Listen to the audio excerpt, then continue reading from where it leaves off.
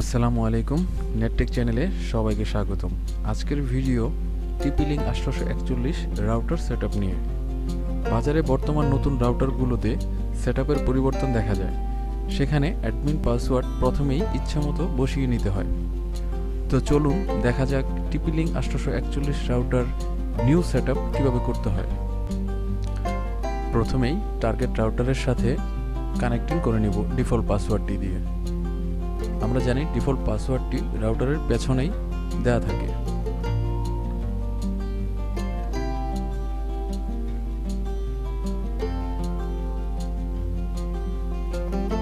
Connect ডান।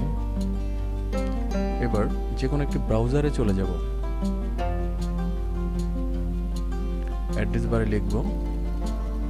এখানে description বক্সে আমার তিনটা অ্যাড্রেস দেওয়া থাকবে: 192.168.0.1, 192.168.1.1, না হলে tplinkwifi.net।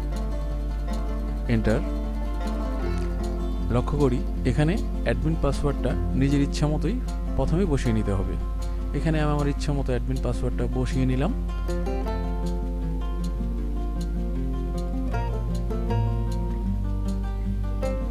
খেয়াল রাখতে হবে যেন আমি আমার কমন পাসওয়ার্ডটা দিই পরবর্তী ইউজের জন্য। সেটআপ পেজ চলে এসেছি। নেক্সট। এখানে PPE সিলেক্ট করব। নেক্সট। আইএসপিআর থেকে যে ইউজার নেম এবং পাসওয়ার্ডটি আমাকে দেওয়া হয়েছে আমি সেটা এখানে বসিয়ে নেব।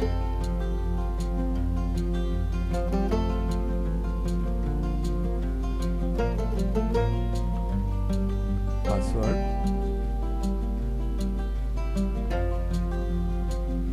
এটা আমার ইচ্ছা মতো পাসওয়ার্ড না, এটা আইএসপিআর থেকে যাদের কাছ থেকে আমি কানেকশন নিয়েছি তারা যে পাসওয়ার্ডটা আমাকে দিবে ঠিক সেই পাসওয়ার্ডটা এখানে বসাতে হবে এবং ইউজার নেম। নেক্সট। এই পেজে আমি আমার যে রাউটারটা মোবাইলে শো করবে সেই নামটা আমি এখানে বসিয়ে দেব।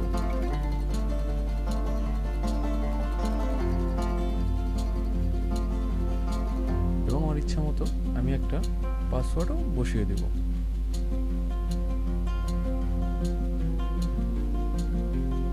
নেক্সট। সেভ। দেন কিছুক্ষণ অপেক্ষা করব।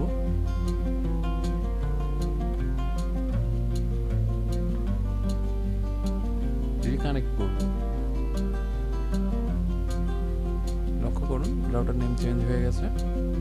এখন আমি আমার যে পাসওয়ার্ডটি দিয়েছিলাম সেই পাসওয়ার্ডটি বসাবো। খেয়াল করতে হবে আমি যে প্রথমে যে পাসওয়ার্ডটি দিয়ে শুরু করেছি সেটা আমার রাউটার পেজে ঢোকার জন্য অ্যাডমিন এবং পাসওয়ার্ড। দ্বিতীয় যে পাসওয়ার্ডটা আমি সেট আপ করেছি সেটা হচ্ছে আইএসপিআর থেকে আমার ইউজার নেম এবং পাসওয়ার্ড। এবং তৃতীয় যে পাসওয়ার্ডটি আমি বসিয়েছি সেটা হচ্ছে আমার মোবাইলের সাথে কানেক্টিং করার জন্য পাসওয়ার্ড। ধন্যবাদ সাথে থাকার জন্য।